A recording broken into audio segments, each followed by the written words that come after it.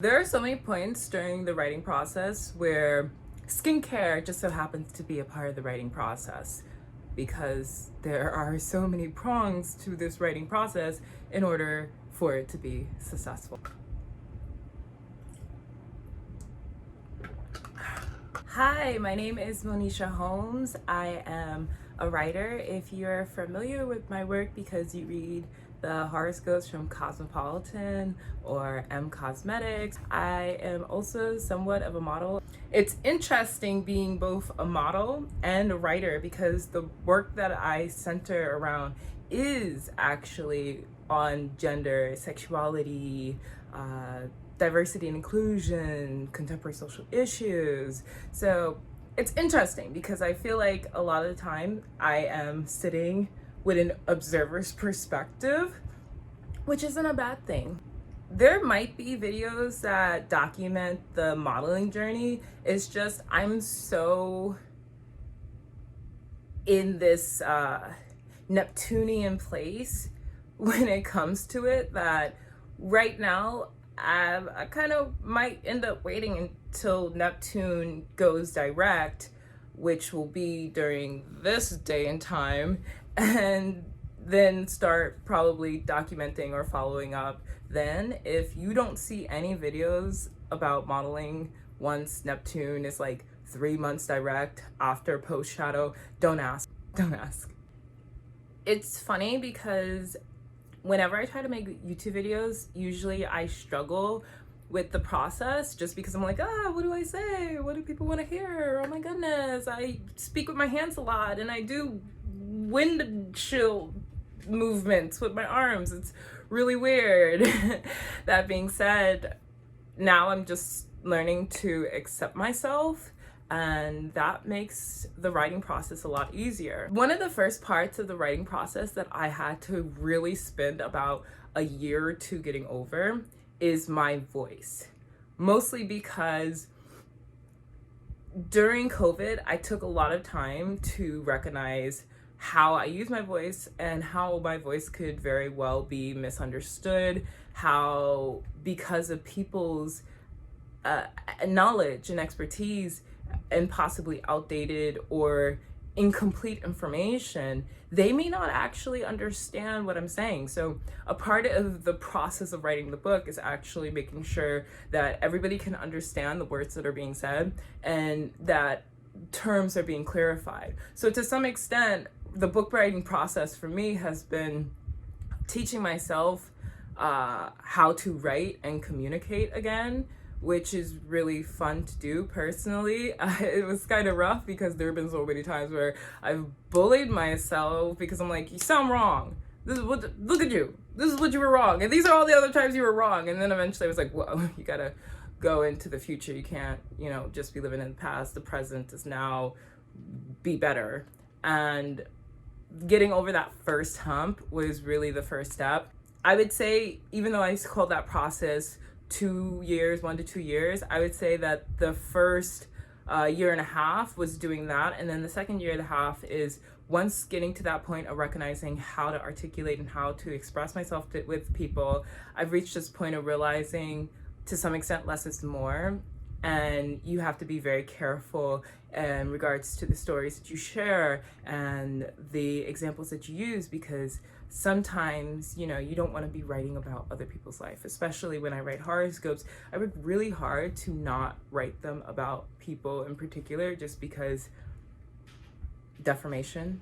It's also kind of weird if people feel like you're writing about them and they could become fixated on what you're doing, even if it has nothing to do with them. So I work really hard to make sure that I'm not actually capturing other people's stories and the stories that I tell or the narratives that I share, which has been great. The other part of the secondary year and a half was really also getting to the point of learning how to work and learning how to work in a way that I wouldn't be burning myself out.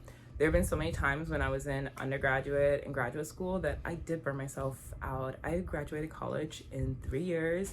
I was the president of 2 clubs, actually. I was the interim president of Psychi, which is the Psychology Honor Society. I was the president of the Poetry Club. I was working at a rehab center. I was minoring in biology, which means I took bio labs, which, as you can imagine, resulted in me being super burnt out. I was also working at a women's center, and it's so bad. Like, the level of burnt out I don't even think I completely processed it. Then I immediately started grad school at Columbia University, which was finished in 2 years. That was the biggest culture shock of my life to some extent, because I remember walking around the library thinking to myself, oh my gosh, it feels like I'm in Hogwarts. Feels like I'm in Hogwarts. Oh my goodness, Hogwarts.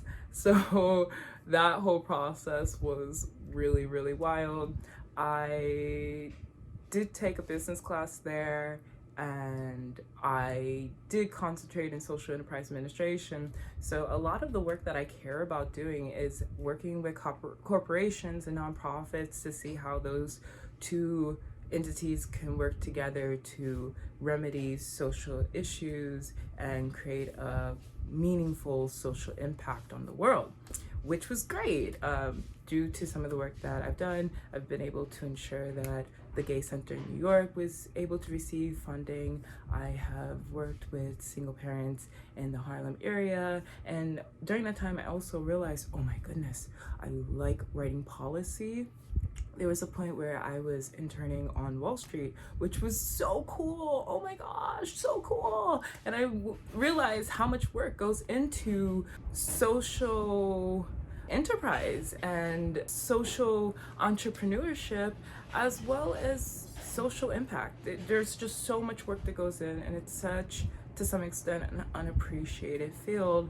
And as you can imagine, during grad school, I was interning twice, so interning for 2 different organizations. The one that was mandatory for the social work school that I attended, as well as an internship that I found on my own just because I wanted diversity and inclusion work experience.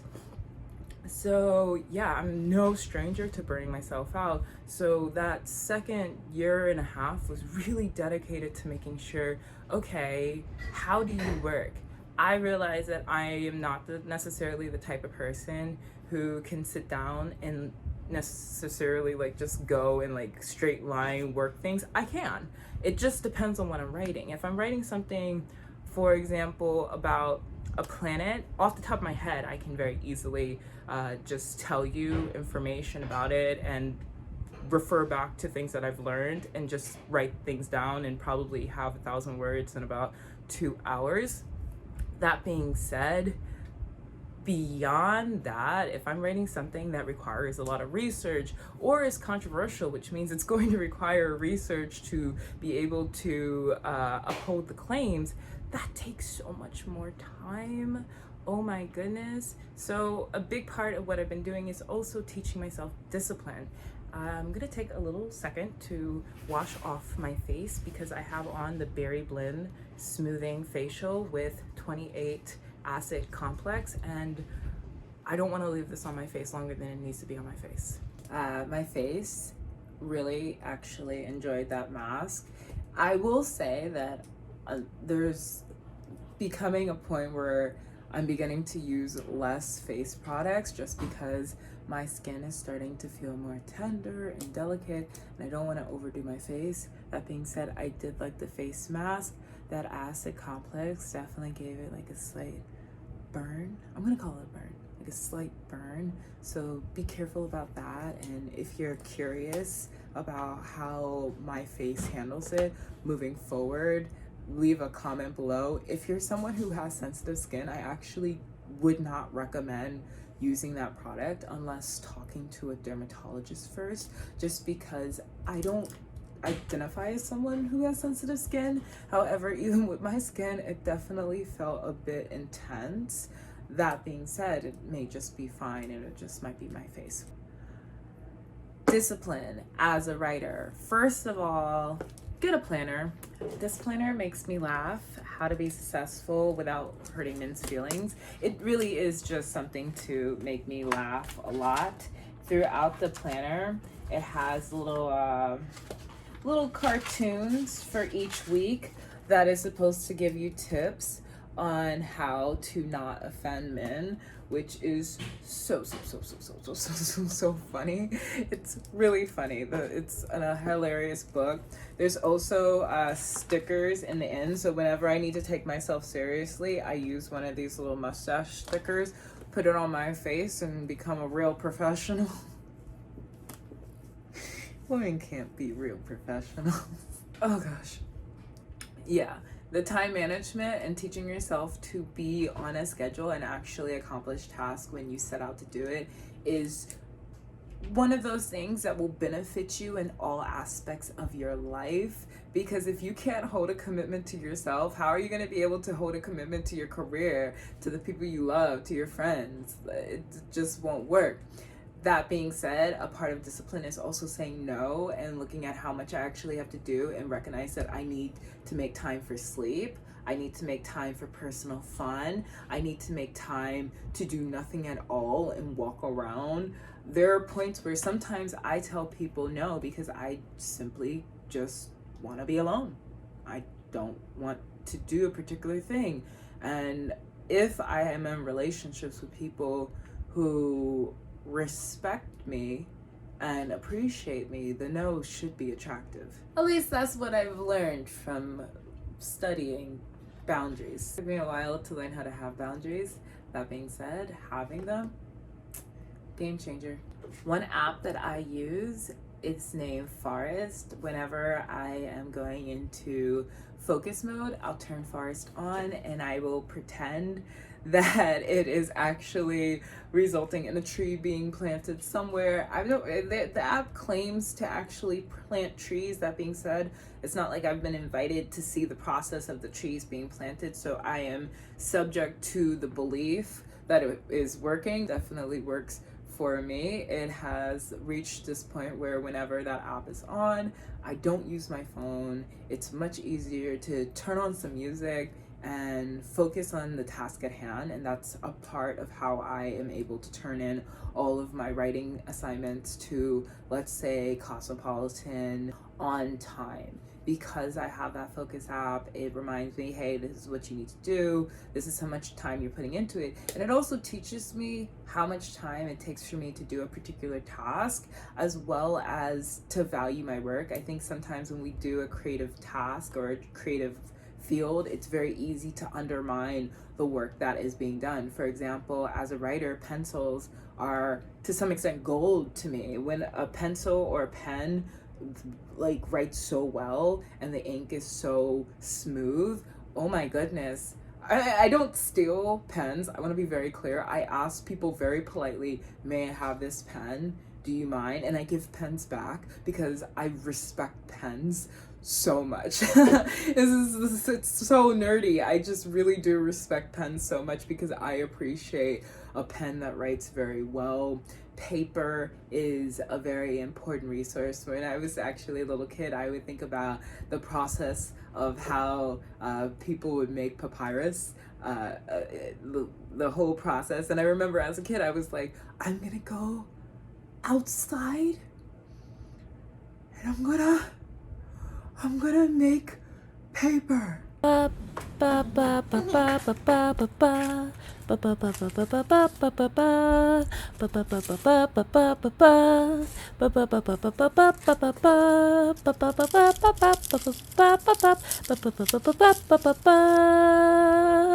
Obviously, as a kid, I recognized I did not actually have papyrus in the backyard, so what I would do is try to draw on bark or leaves, and it just didn't work out the same as paper, which leads me to one of my next points as to what gets me through the writing process is gratitude. This may not sound like something that actually matters. If you are a writer or an artist in any way, shape, or form, I'm sure you're going to be able to understand this.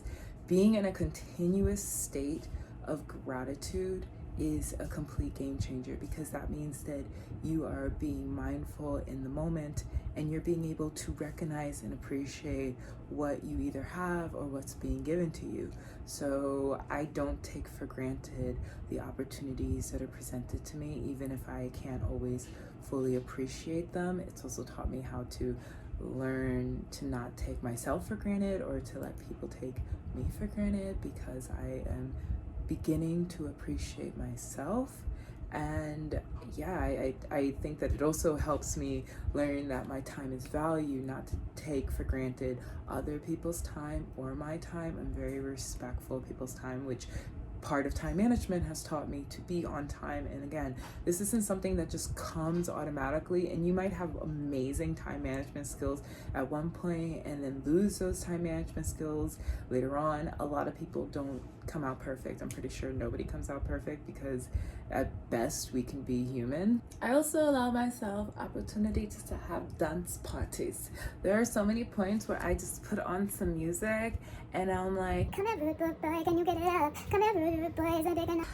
Having those little dance parties is exactly how I'm able to calm my mind and stop worrying about what's stressing me out, and I feel inspired to write. I don't recommend sitting down and continuously writing. I don't think that works. It works for some people. That being said, breaking the work up over time, allowing yourself new experiences, reading books, listening to audiobooks. Listening to audiobooks is actually one that I really recommend, because you are getting to experience the writing process for some people, or the outcome of the writing process, how they were able to cultivate ideas, or how they explained information in a way that not only was understood through their written work, when you hear it out loud, it makes sense. So listening to audiobook, to actually listen to how words come out and have to be explained for people to understand them, or how it wasn't done well, can be very helpful. Of course, I take time to look at actual books and to also read audiobooks.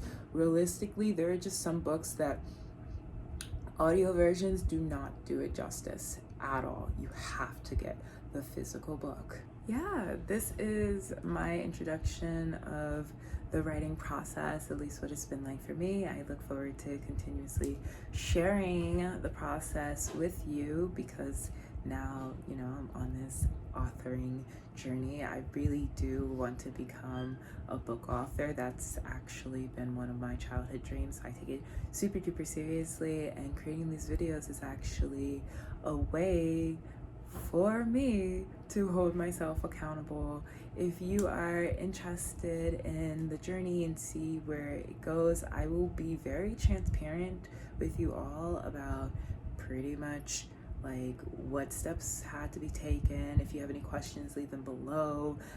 Financing, I know people think, okay, well, I have this book idea, what next? I don't mind sharing that with you all.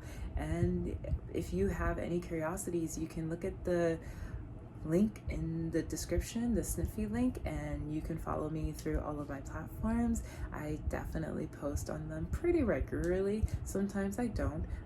Just stay tuned. It's the cool way to stay in touch, and I will see you all in the next video.